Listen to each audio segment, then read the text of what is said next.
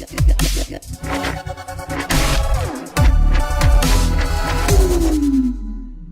is going on? It's your boy Luke, back for another NBA Jock Market preview. And on here, we're going to cover my top 6 IPO targets for the cash market tonight. If you guys are new or haven't played Jock Market before, it is the stock exchange for fantasy sports. On there, you invest in players just like you would stocks in real life. And the most profitable portion to get in there is during the IPO phase. That is the initial player offering, where you're able to bid on players right before lock. And as soon as the exchange locks, shares are distributed based on the highest bid for each player. So overall, if you're getting players for less than you should, if you expect them to go up in value from that price, you're looking at positive EV, and of course, vice versa. On here, we're going to be targeting some of the players that, whether it's a good matchup, whether it's an injury situation, they have positive EV situations. They're lower ranked on the jock market than they should be, lower projected by a lot of the industry than they should be, and overall people that I have my eye on for tonight. And this is by far the best time to get over to the jock market because of the great promotion that we have with jock market running right now.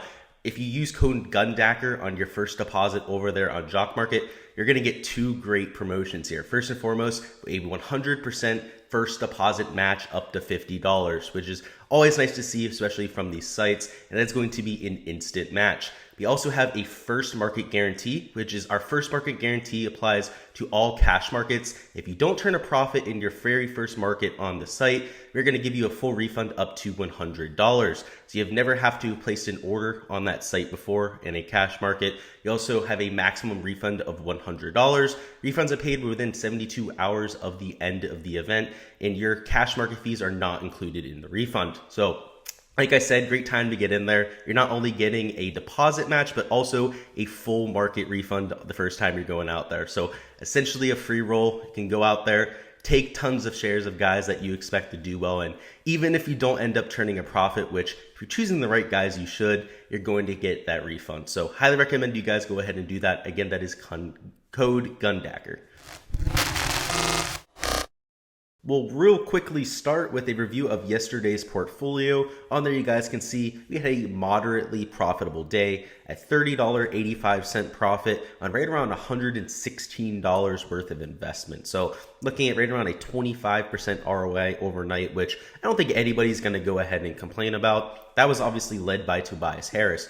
At the top of the board, we were able to get him for just $4.51, which a lot of that was due to the size of the slate. Anytime we have 10 to 11 games, some of those mid-tier level options, somebody in that 6 to 8K range on the DraftKings, get a little bit overlooked. And obviously players with an 8K price tag have more than a 50-point ceiling at times. And even though Tobias didn't hit his top end ceiling, him going out there and getting a respectable 45 fantasy points led to a huge ROI situation. He had right around $6 profit per share. He had 5 shares there, which led to a nice little boost. Christian Wood was a slam dunk pick on DFS. He was $6,200 on DK, projected for an over 6x value, which really was surprising that he came in at the price tag he did on Jock Market. That shows you just the emphasis that people have on these other sites. And even when there's a slam dunk play like a Christian Wood, who was not only in a great matchup last night, great usage spot, but also highly motivated after all of the drama surrounding that team. So like him there at $5.55, I was willing to spend up to $6 for him a share. And you guys can see we turned right around a $3 profit per share there. Anthony Edwards was more of an average play, really could have been a slam dunk play if he didn't end up getting pulled. He had a little bit of foul trouble, was missing a ton of 3-pointers, was doing his usual thing, just shooting left and right, chucking up shots, but he wasn't being very efficient, so didn't end up having the day that he really could have. Because on the jock market, when you're missing shots, you are getting negative ½ point per missed shot. And over the long run, that is a ton of points, especially for somebody like an Anthony Edwards that's going to shoot more than 20 times a game. So on DFS, scored closer to 48, even 50 fantasy points over there on FanDuel, whereas on the jock market didn't quite have a huge day. You can see the difference between Tobias Harris and Anthony Edwards there was less than 5 points. And the difference in their evaluation was over $4. That shows you just how much volatility you have in this mid-tier range. And getting a little bit of the end of the game run can really make the difference, which we're going to get to here with our jock market picks here in a second. But making sure that you target some of these competitive games is extremely important. Finally, we had Terry Rozier at the bottom of the board. We also had Caleb Martin, I believe. Sorry, it was cut off there on the screenshot there. Yeah, but we had Caleb Martin, who went for really cheap. He's right around $3 a share. Didn't have the best day. I don't think anyone on that Heat team really had the best day. But Terry Rozier, same type of thing, was a blowout type of performance. Didn't get that end of game run. Anytime you're in that type of situation, it's going to be hard for you to hit that top end upside. And you can see what happens on the jock market in terms of their valuation. And now to build on that momentum for our picks for tonight. And on here, you guys can see there's really two games that I'm targeting a lot more than the rest. First and foremost, that Knicks-Celtics game has the closest spread of the night. Also a respectable total. It's not the highest on the slate by any means, but we're going to have a competitive game. And I just showed you guys just how important getting that closing run is. That can be the difference between scoring 40 and 50 fantasy points, which could be the difference between finishing 20th or 25th on the slate tonight in first. So a lot of volatility there. That's why I'm targeting some of these closer games. I'm also trying to target this Pelicans-Warriors game, which in terms of a Vegas line is much closer than I would have expected. There's a lot of blowouts on the slate. The other two games, more than 11-point spreads. And when we have a game that's less than a 5-point spread, that's showing that Vegas thinks that this will be at the very least competitive. So these are going to be the games that I'm targeting for the most part, at least with these top 6 picks here, going to exclusively target those two games. There's a few guys that might go for cheap in those two other straggler games, particularly some of the value down low that also might be immune to some of that blowout risk, right? When we have guys that are coming off the bench anyways, if the starters get pulled, they'll actually get a little bit of extra run. So that's how I'm going to be targeting those other two types of game scripts. But over here at number 6, we have Evan Fournier of the New York Knicks. He comes in as the pre-ranked number 47th player on the board, which is definitely disrespectful given the size of the slate. You can't tell me that there's 46 other players in just these 4 games that are going to project higher than Evan Fournier. When you put it in that type of way, it becomes very clear that he's misprojected. It's not like I have him in the top 25 or anything like that. At a respectable rank there at number 35, he's going to give us plenty of ROI at just a $4 price tag.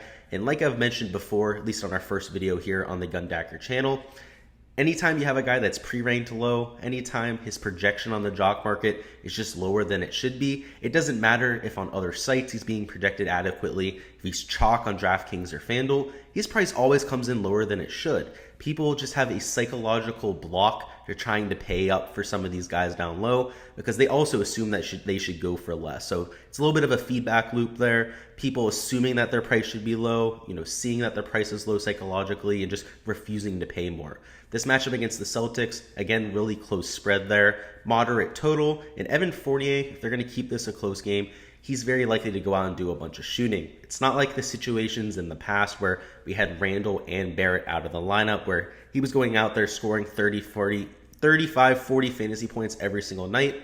It's more likely that he scores closer to 25 tonight than 30, but if he gets hot from the three-point line, it is more than feasible for him to get to that 30-point mark. And if he's able to do that on the jock market, but absolutely smash at his price tag, you'd be looking at $10 or even $12 return per share at that type of rate. So really like the upside here. He's a shooter, and we know that when shooters get hot, they love to just throw them up in bunches. So that's what I'm counting on here. A little bit of a high upside play that I expect to go for dirt cheap tonight.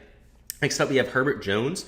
Also a little bit of a dumpster diver pick tonight. I think it's also a little bit disrespectful to see him there as the pre-ranked number 44th player tonight on the slate. I have him closer to number 31 personally. He's gotten plenty of usage for this team over the last 3 or 4 games. That's even with Evan Ingram and Josh Hart back in the lineup. And also tons of minutes. I've seen over 33 minutes for these last 4 games. And I think that's a sign of things to come. I mean, this guy's a rookie, somebody who showed a ton of talent over there in the NCAA ranks. And now that he's in the NBA, still putting up all those peripherals that he was known for. Just a contributor across the board, whether it's with his scoring now. We've seen a lot more of that over the last 3 or 4 games, especially when he's gone some of this usage. He's also been a solid assist player for his whole entire career, particularly for a more defensive-minded type of player. And of course, he's going to get you those steals and blocks. And on the jock market, where you're looking for players that can give you peripherals a little bit more than some of that scoring upside. I know I mentioned it before, but you do get negative points from missing shots.